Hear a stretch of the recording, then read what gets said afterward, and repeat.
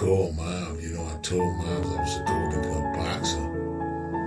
And she didn't understand, She didn't understand where her son came with a dream of becoming heavyweight champion. It didn't make any sense for a parent inside of the projects to even assume that her son actually has a goal, has a dream to become somebody, But when I shadow boxed and I worked out and I trained in the living room and I did the same exercises that she did, that I watched her, man, when she jumped up and jumped down for joy off of those oldie but goodie songs, man, all the Aretha Franklin and the Gladys Knight songs, man, the days that she just jumped around in the living room. And I had the feeling of success, of inspiration, She had that feeling of one day achieving something that she knew was something good that God had installed for her. But she didn't know what it was, But she had that feeling that it was something that was good going to happen in her life. Something that was going to be very purified and emotional. But I told her that, Mommy, I'm going to be the champion one day. I want to be a heavyweight boxer. After I came out of the juvenile facility, and the juvenile facility that was called Great Valley, where, I was only I was around, I think I was 12 and a half years old when I went into Spofford to a juvenile facility. And when I came out, I didn't have really all my friends, everybody, everybody was locked up. Everybody was displaced because of our activities and our negative mentality that we had suffered from growing up in the projects. But when I came home, I used to, I would go in the living room and I would shadow box for an hour or two every day, and my mother used to look at me like, what is this guy doing? Is he some sort of robot? Is he some kind of entertainer? Why is he shadow boxing like that? But for me, I was dreaming of becoming a heavyweight champion, so I would practice every day and I would shadow box, and my mother sometimes she would dance and listen to Aretha Franklin, at the same time, And, to the point all the way till I finally, at about 19, entered the Golden Gloves. And my mother, she wasn't a career-minded kind of lady. She wasn't a career kind of person, but she did come to my fight, my first fight. I fought some Spanish guy all the way in the Bronx. Fort Apache, I don't remember the guy's name. But my mother came, and she came with her sister, her sister-in-law, what's her sister-in-law name? Unfortunately, I can't remember. Ruthie, my uncle's wife, my uncle's wife, and they watched me perform that night. I fought a really tough Spanish guy, man. Those Spanish guys can fight. Those Mexican guys, the guys can fight, man. And this guy was really on my tail, man. I wish I had the video to put that on Facebook, but somehow I lost the video due to a guy named Ramel that we grew up with, neglected the video, and, I lost it in Best Star Boxing Association, the gym. But, I fought that guy and I won my first amateur fight. I never had any amateur fight. This guy was really good, and I beat him, man. My talent and my technique, and I was in the greatest shape. I was smoking weed, I was fornicating, having sex with women, and I still was able to come through and beat this guy, man. This guy was really on my trail. But with the desire that I had inside of my heart as far as becoming heavyweight champion and changing my life around and becoming somebody was stronger, you know, and I was able to win my first pro amateur fight, you know.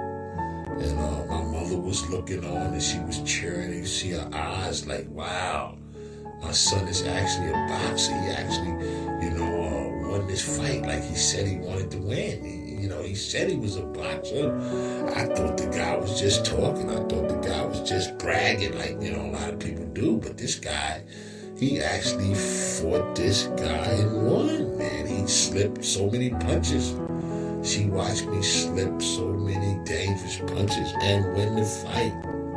Tired, I won the fight at the Port Apache out there in the Bronx, you know, and then I went on and fought another fight in the Golden Gloves tournament, and I beat that guy. She didn't come to that fight, but she came to the third fight.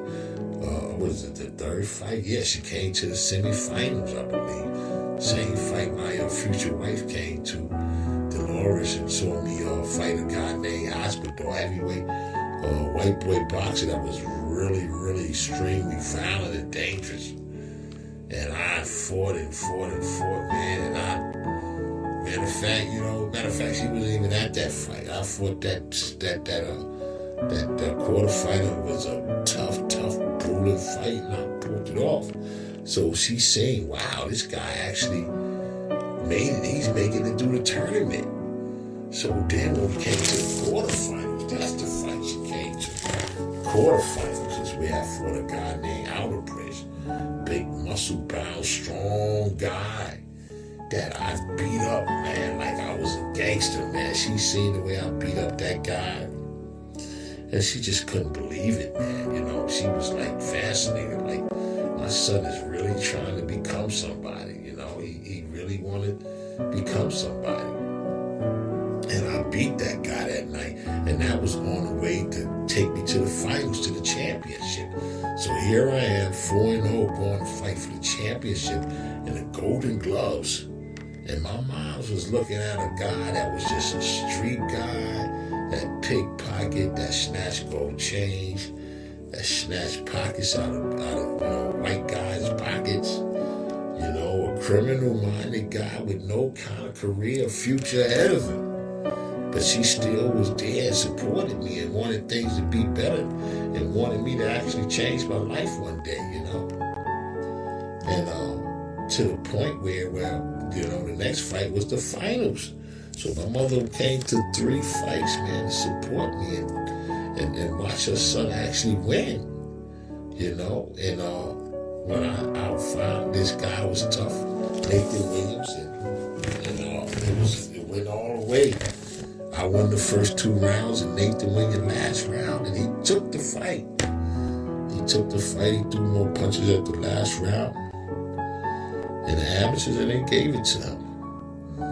And I just looked, man, when I lost that fight and they called that decision, man, I walked over to my mom's and I looked her and my Aunt Ruthie in the eyes and I said, I don't believe this shit. I actually lost this fight.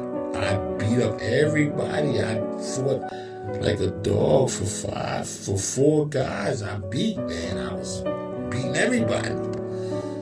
You know, and I had to look my mother in the eyes, and, you know, because she supported me and she was expecting me to win those Golden Gloves that year, and I actually lost. But at the same time, I won because I really threw down, and it was a grueling 5 fights, and it was my first time. You know, these guys all had 50, 45, 50, 60 fights already, and I only had 2 or 3 fights, you know, and I still was up there with those guys and pretty much winning. So when I lost those Golden Gloves in 1988, my mother, man, she was like, wow. She didn't know where my career was going to go or where my life was going to go, because after that, she eventually watched my life go into spiral out of control. Where I started, where I was a crack cocaine dealer, robber, criminal. I mean, you know, she couldn't control the direction of where my life was going. But all she would always tell me is that she, you know, at that particular time is around the time when she was resurrecting her life, and she was trying to find out who she was, and to the point where she discovered the Jehovah's Witness by people that was in the neighborhood, a lady named May that, one of them Jehovah's Witnesses that came to talk to her and tell her the truth and where God was at, and the God that she needed to guide her through the rest of her life to eternity and to happiness, which was the Jehovah's Witness, which was the thing that really brought her out of miseryology, and brought her out of poverty, and brought her out of the slavery of the mental capacity, because we were from the hood, we from the project, so mentally our minds were screwed up, and we just didn't know what direction that we was going to take in life. We didn't know whether we was going to live or die, but my mother, when she eventually found the Jehovah's Witness, she realized that the Baptist church wasn't really working in her favor, wasn't really giving her the knowledge and the enthusiasm to become a better Christian, become a better person. It took the words of the Jehovah's Witness for her to really sit down and say, this is the way, this is what really moves me into the right direction of spirituality, and probably around the time my mom was maybe 38, 39 is when she came to the realization that, what was right and what was wrong. And that's around the time that all the fornication and dealing with boyfriends and dealing with men and trying to support her kids and feed her kids, she came to a conclusion to how to do it.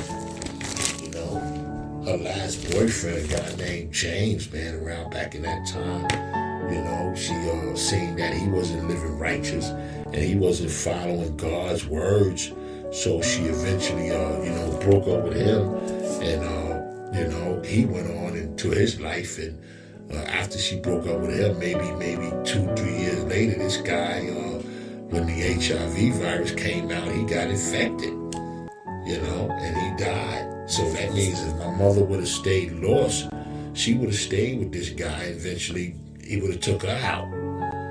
But she went the other route. She went the Jehovah route. She followed the Jehovah. And Jehovah told her to leave that no good man alone. And from then on, she really haven't dealt with another man in the rest of her life, actually. Around 37, 38, my mother gave up men. And she used to tell me, said men is no good. They some low down, dirty mothers. And I was a young kid, but even back then, man, I knew men and I knew we wasn't shit. So I knew she was kind of telling the truth. She was telling the truth to the point where, she really just forgot about men at a young age, 37, 38 years old. She just gave it up, and it was a beautiful thing. I think, sometimes I come in the room and I see my mother masturbate. My mother masturbated. She didn't even have sex toys back then. She didn't have no connection or nobody that had them. So, she would use physical or probably her hands or whatever. But, she said men was low down, dirty ass men, and she was right. And she used her hand for the rest of her life, all the way till she was 74 years old. But becoming a Jehovah's Witness has saved her life. It stopped her from participating in negative activities like having friends around and smoking marijuana and drinking liquor and fornicating. It took her, it gave her a life, man. It gave her a life where she went out, man, in the lightness, and from the darkness that she was in, she went out and wanted to convey it to the rest of the world and to the rest of the sisters out there. So that's why she went from house to house, knocked on from door to door, to try to save some of the sisters and let them know it's another way. Jehovah is the way. And she put her work in. And she went out there, man, and she spent her last days in her life walking from door to door, trying to save lives, trying to educate, trying to tell people and tell ladies, men, that this is the way to go. See, in the Jehovah's Witness, they prepare you for days like this coronavirus. They prepare you that they always say days like this are coming. And they prepared you for death. They prepared you for sacrifice. They prepared you for dramatic moments like this.